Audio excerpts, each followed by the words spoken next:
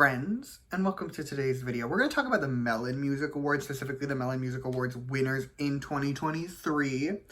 And yeah, it's Melon Music Awards time. I'm just going to jump around for this one in terms of the winners. Like, I'm going to start with the ones I don't care about and then do the ones I do care about and close on diss songs, obviously. But as I'm filming this, there is no Soompi article. If it comes out whilst I film, I'll put it in the description. If not, you're getting all K-pop. I'll put the all K-pop article in the description, but it'll have all the winners. You'll see all the winners if you don't feel like watching an entire video and hearing my thoughts, and you just want to know who won. Also, if you watched my videos about the mamas, you're going to notice that in this one, I'm a lot more forgiving of the Melon Music Awards. Like, there will be groups who won the exact same award at both shows, and here I'll be like, okay, it's fine, and there I'll be like, absolutely not. And I have a logic for this that I would like to explain. First, I understand the Melon Music Awards criteria a lot better. I love charting data. It's true, I'm a loser like that. I love charting data. So I study the charts every week. So I understand why certain songs do better on the Melon Music Awards than at the Mamas, for example, right? Like, I can explain it. And also, not to accuse anyone of anything, I feel like statistically speaking, it's less likely the Melon Music Awards have been rigged. Lastly, just to cover bases, these are opinions, right? I'm giving you my thoughts on the winners. Ergo, they're not your thoughts. You can have your own thoughts and your own opinions, and that's totally fine. Okay, we're going to start off with the chunk of awards that I do not care about, meaning we're first up going to deal with Best Pop Star.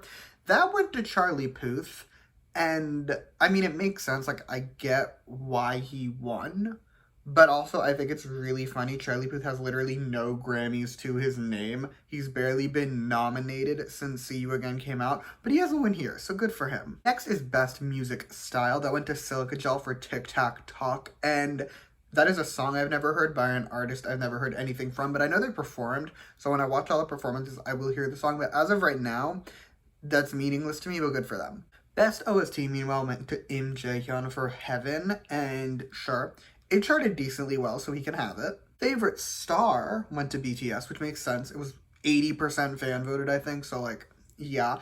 And the Hot Trend Award went to Jungkook, and based off this nominee list, like, they knew he was gonna win the minute they made this nominee list, like, because, like, Do Jae-jung was not gonna win. We are almost done with the awards I don't care about. So, Global Artist went to aespa, Global Rising Star went to Boy Next Door, and Global Icon went to Kiss of Life. And can I just say, I saw someone say somewhere that Kiss of Life is a HYBE group.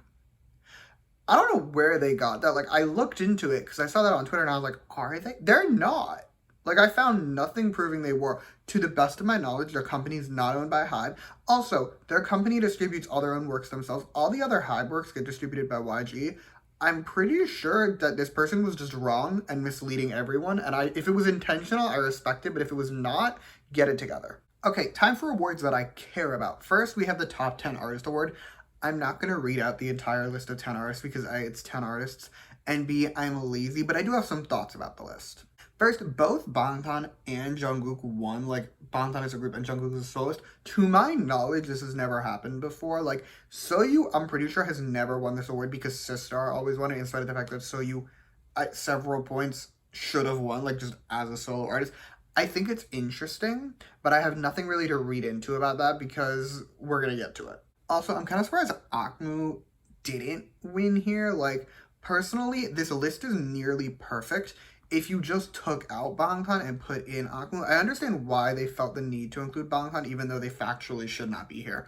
But I think excluding Akmu, when Akmu's latest single just spent 9 weeks at #1, was definitely a choice. The Millions Top 10 thing also went to 10 artists, and again, I'm not going to read it, but it was almost the exact same list. Like, it went to albums instead, other than, like, 7 as a single, and Im Youngwoong's song was a single, but, like, it went to albums, and Bangtan didn't get this one. That's the only difference. It's, like, the exact same list for 9 of them. Bangtan got switched out for Buseok soon, but however, because they style it as BSS, as I was skimming this list the first time, I thought the list was exactly the same. Rookie of the Year went to Rise and Z-Bone, and it's a pussy move, I'm gonna say. They did this last year, too. They gave it to NewJeans and IVE, and it's a bitch move. It is. I'm sorry. If you're gonna be an awards ceremony, and you're gonna give it to 2 artists, I think it's okay, but I think you have to split it up in some way. Like, they can't both be in the exact same category. One needs to be a soloist. male and female, some way to split it up, because this looks like you just didn't want to give it to only one of them because you knew the fans of the other would be mad. And that's a bitch move. Stage of the year, meanwhile, went to SHINee for their SHINee World 6 tour, and Deserve. Deserve. I've seen SHINee live exactly once. It truly altered my brain chemistry in every way you can possibly imagine.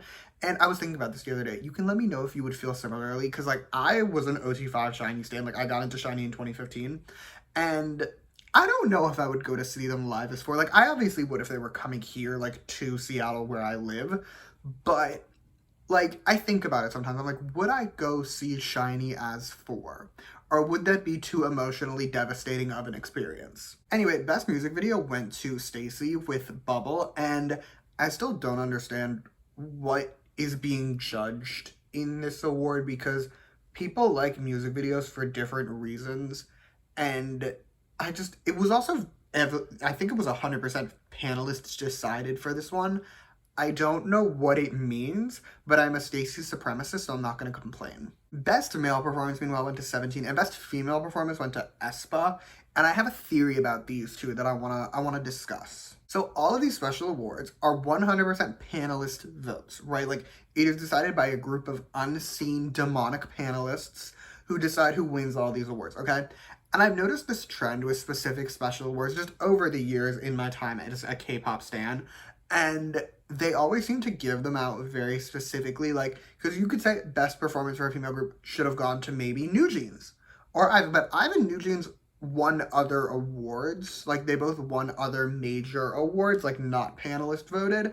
So I think it's like a running trend that they always give the panelist or the special awards to groups who they feel should have won something, but didn't happen to win anything in the main categories. On that note, though, let's talk about the artists that did win things. Specifically, we're moving into, like, the best artist territory. Best male solo artist went to Jungkook, and it makes sense. Like, his only real competition was Im Young-woon, and even then, Jungkook had a #1 song this year. I don't think Im Young-woon had a top 10 on the Melon chart, so, like, I get it. Best female soloist went to Lee Young-ji, and I think for this one, we have to assume that it includes features. I never know with these awards shows whether they're including your features in your work for the year, just because, for the most part, it doesn't matter. Groups don't feature, so, like, it doesn't matter. But for soloists, it does, and especially for Lee Young-ji, it does, because as a solo artist, like, as the lead artist, at least I should say, she hasn't done a ton. She's been pretty off the beaten track. She hasn't had a ton of hits to her name this past year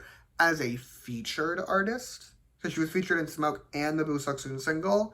She's done phenomenally well. So I feel like we have to assume it includes features. And if we do, good for her. On to the groups. Best female group was given to New Jeans. And I mean, yeah, they had by far the most successful year for girl groups in 2023. And arguably the most successful year for girl groups ever on the Melon chart. So I'm not shocked they won this. Now for best male group. And it went to Dream. It did. I'm so happy. I'm a Dream stan. Like, Dream is my #1 group at the moment, and I'm thrilled. I will say that the nominee list did them a lot of favors. They were obviously the frontrunner because Candy was so successful, but they did have some competition. Primarily, their biggest competition would have been 17 and Boo Suk-soon, and I was so scared they were just going to lump both of them into one artist and be like, yes, 17 and Boo Suk-soon, you are a subunit of 17, ergo you are one in the same. They did not do that. They did not do that. I'm so happy Dream got this win. Like, I love that for them.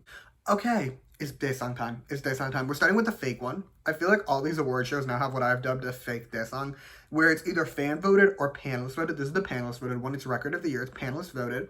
And it went to Dream. And here's the thing. This Daesung, I looked at the past couple years, it's always seemed to go to an artist that one could argue deserved a Daesung. Like, in 2021, it went to aespa, even though they didn't win Song of the Year, in spite of Next Level being an absolute monstrosity of a hit, right? So it's that type of thing. It always goes to an artist that you could argue deserved a Daesung, just didn't happen to win one. So I guess we have to logically assume that means the panelists decided Dream deserved a Daesung. So now they have one. Let's move into the real Daesungs, though. First Song of the Year, it went to Ditto. Are we shocked? I'm not. Like, it spent 14 weeks at #1. There's only one song ever that had more weeks than that, and it was in like 1992. So I'm not exactly shocked that New Jeans got this win. Artist of the Year again went to New Jeans, and I'm again not surprised. Like, they spent 19 weeks at #1 this year. It kind of makes sense. Album of the Year did not go to New Jeans. It didn't. It went to IVE. IVE's Full won Album of the Year, and that also makes sense to me. Like, as someone who again studies the charts probably too often, it's the only album this year that produced multiple #1 songs. I get why it won. And that is all I have for you today. Thank you so much for watching. Feel free to comment your thoughts down below. Let me know how you feel about who won. You can also like and subscribe if you want to or don't. I'll be okay either way. And I'm going to make a video about the performances because I do it every year. It'll come out at some point, probably tomorrow or the next day. I don't know, because December's a very empty month for comebacks, I've noticed, so we'll see. But it'll come out soon. It'll come out soon. You'll watch it when it comes out if you so choose. And yeah, thank you again for watching. Bye!